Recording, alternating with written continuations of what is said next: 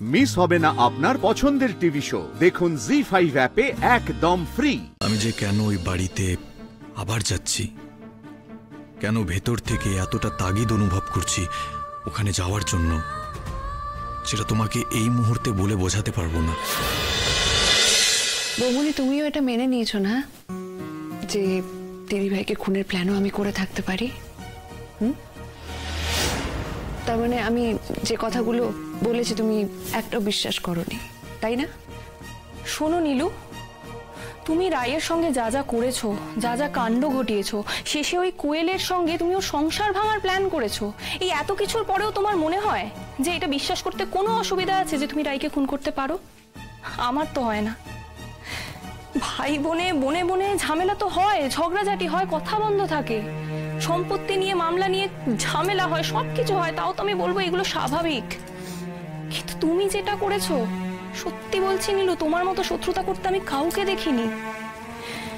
বিশ্বাস করো, আমার ভয় হয়। তুমি আমার মেয়ের আশেপাশে থাকলে আমার ভয় হয় যে তুমি হয়তো তাকেও তোমার মতো হতে শিখিয়ে দিলে। তখন এই সর্বনাশ তো আমি হতে দিতে পারি না নীলু। সুতরাং তুমি যদি এই বাড়িতে থেকেই যাও, তাহলে আমাকে আর বিক্রমকে সত্যিই আলাদা হয়ে যেতে হবে। বিক্রম যতদিন না ট্রান্সফার নিয়ে অন্য কোথাও বাড়ি দেখছে, ততদিন হয়তো আমরা এখানেই থাকবো। কিন্তু মূলত তোমার থেকে চরকিকে দূর করার জন্যই আমাদের আলাদা হয়ে যেতে হবে। আশা করি আমি আমার স্ট্যান্ডটা ক্লিয়ার করতে পেরেছি নীলু। আর দয়া করে আমাকে এই প্রশ্নগুলো করো না। টেবিলে খাবার রাখা আছে, ঠান্ডা হয়ে গেলে গরম করে নিও। আমি জানি বৌমনি, তোমার কথাই ঠিকই বলছো তুমি। আমি হয়তো সত্যি এরকম ব্যবহারই ডিজার্ভ করি, বুঝে গেছি আমি। আমার কথা কেউ কোনোদিনও শুনবে না। তোমার কোন কথাটা আজ অব্দি শোনা হয়নি বলো তো নীলু? আসলে কি জানো তো, তুমি সারাটা জীবন শুধু চেয়েছো যে সবাই তোমারটা বুঝুক, কিন্তু তুমি কোনোদিন আমাদেরটা বুঝবে না। আজ অব্দি মনের মধ্যে তুমি রায়ের বিরুদ্ধে যেই রাগটা পুষে রেখেছো, সেটা যে ভুল, সেটা কোনোদিন বুঝেছো? বোঝোনি। শ্বশুরমশাই চলে যাওয়ার পর এই সংসারের কথা ভেবে, ছোট ছোট বোনেদের কথা ভেবে রায় সূর্যর হাতে তোমাকে তুলে দিয়েছিল। একটা মানুষ কতটা নিঃস্বার্থ হলে এটা করতে পারে তুমি কোনোদিন ভেবে দেখেছো নীলু? তার চোখে যেই মানুষটা সব থেকে ভালো, সব থেকে ভরসা, সব থেকে যোগ্য, শুধু সংসার টালমাটাল হয়ে যাবে জেনে তোমাকে তার হাতে তুলে দিয়েছিল। কতটা নিঃস্বার্থ হলে একটা মানুষ এটা করতে পারে সেটা তুমি কখনো বুঝলেই না। তুমি পারতে এটা করতে? ও যেইভাবে সংসারটাকে সামলেছে, তুমি পারতে? সেই যোগ্যতা আছে তোমার? নেই, সেই মনও নেই। বাবা মার তো বরাবরই তোমাকে নিয়ে দুশ্চিন্তা ছিল। রাইও জানতো তুমি একটা অপদার্থ, তুমি কিচ্ছু করতে পারবে না, তাই তোমার একটা গতি করে দিয়েছিল। তুমি সেই ঠাইও রাখতে পারলে না। যাকে, আর এইসব কথা বলে কোনো লাভ নেই। খাবার টেবিলে খাবার দেয়া আছে, যাও গিয়ে খেয়ে নাও।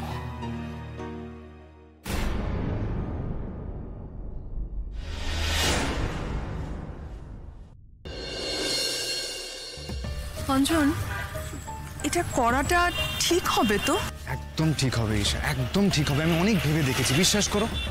ইনফ্যাক্ট আমি শুভর মামা মানে ওই মিস্টার চৌধুরীর সঙ্গে কথাও বলেছি। উনিও বলছেন একই কথা, বলছেন যে ওনাদেরকে এটা না জানানো মানে এই ব্যাপারটা না খুব অন্যায় একটা ব্যাপার হবে, মানে খুব ইরেসপন্সিবল একটা কাজ হয়ে যাবে। বুঝলাম, কিন্তু ওদেরকে গিয়ে যে কি বলবো, আর সবটা শোনার পর ওনারাই বা কিভাবে রিয়াক্ট করবেন, আমি তো সেটাই ভেবে পাচ্ছি না। এক্স্যাক্টলি ঈশা, আর সে কারণেই তোমাকে ডাকা। দেখো, এই কাজ আমার একার দ্বারা হবে না, আই নিড ইউর হেল্প। আচ্ছা, তুমি ওনাদের অ্যাড্রেসটা পেলে কোথা থেকে? ওই তো মিস্টার চৌধুরী, ভুলে যাও না উনি পুলিশের এক্স বড় কর্তা ছিলেন। এসব অ্যাড্রেস জোগাড় করা ওনার বাঁ হাতের কাজ। অঞ্জন, কাল সবটা ঠিকঠাক হয়ে যাবে তো? কোনো গন্ডগোল হবে না তো? আমাদের হাতে সময় যে বড্ড কম। কিচ্ছু হবে না ঈশা, বিশ্বাস করো, কিচ্ছু হবে না, সব ভালো হবে। অনামিকা কালকে ওর কাছের মানুষদের কাছে পৌঁছে যাবে, আমরাও খুশি হব, ওরাও খুশি হবে। Trust me. চলো।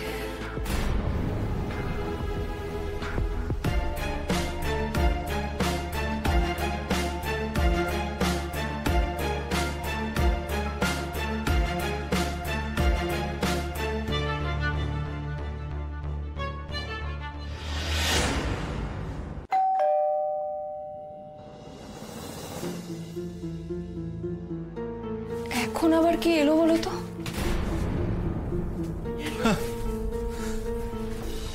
পুলিশ এসছে দেখো, বাড়িতে ক্রিমিনালকে আশ্রয় দিয়েছো, পুলিশের আনাগোনা তো লেগে থাকবেই। সরো, আমি দেখছি, সরো এসো।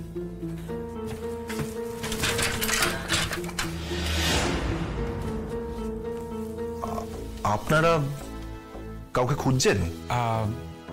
নমস্কার, এটা কি রায়পূর্ণা মুখার্জির বাড়ি? হ্যাঁ, কিন্তু আপনাদের তো চিনলাম না। আমি ঈশা, আমার হাজব্যান্ড অঞ্জন। আপনাদের সাথে না আমাদের খুব দরকারি কথা রয়েছে। আমরা কি একটু ভেতরে গিয়ে কথা বলতে পারি? কিন্তু কি বিষয়ে একটু বলবেন? রায়পূর্ণা, আপনাদের বাড়ির মেয়ে রায়পূর্ণা নিখোঁজ, তাই তো? হ্যাঁ হ্যাঁ হ্যাঁ, আমার দিদি রায়পূর্ণা মুখার্জি। কিন্তু আপনারা কোথা থেকে আসছেন? আপনারা কিছু জানেন দিদিভাইয়ের ব্যাপার? হ্যাঁ, সে নিখোঁজ। আমরা কি প্লিজ একটু ভেতরে বসে কথা বলতে পারি? হ্যাঁ হ্যাঁ, প্লিজ প্লিজ ভেতরে আসুন, আসুন আসুন, ভেতরে আসুন।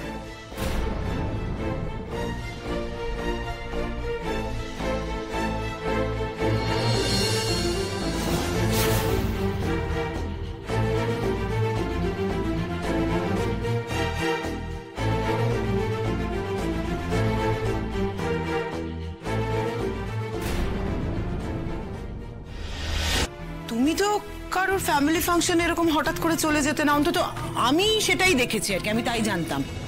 হ্যাঁ, যেতাম না, কিন্তু এবার যাচ্ছি। আসলে এভাবে বললো, আমি বারণ করতে পারলাম না মা।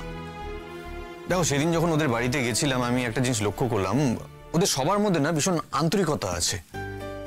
সেদিনও কিন্তু ওরা আমাকে বারবার বলছিল যেন আমি ওদের বাড়িতে আরো একবার যাই, মানে যদি ধরো কখনো ওদিকটাতে যাই, আমি যেন অবশ্যই ওদের বাড়িতে যাই। প্রথমে ভেবেছিলাম হয়তো ফর্মালিটি করছে, কথার কথা, হয়তো সামনে বসে আছি তার জন্য বলছে, কিন্তু পরে দেখলাম যে না, ওরা সত্যি যোগাযোগ রাখতে চায়।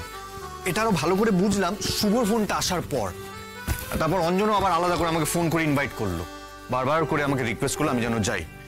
আমি ওর কথা আর ফেলতে পারলাম না। এমন ভাবে যাওয়ার কথা বলছো যেন মনে হচ্ছে আমাকে তুমি এক্সকিউজ দিচ্ছ। অনি, তুমি কি আমার কাছ থেকে কিছু লুকোচ্ছ? লুকোচ্ছি মা, লুকোচ্ছি।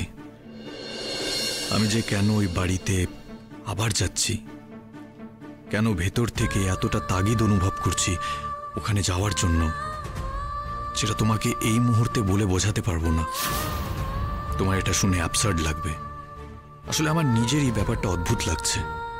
আমি যেন মরীচিকার পেছনে ছুটছি, অসম্ভবের পেছনে ধাওয়া করছি, কিন্তু আমি যে নিরুপায় মা, নিরুপায়। জি5 ডাউনলোড করুন আর সব এপিসোড দেখুন একদম ফ্রি।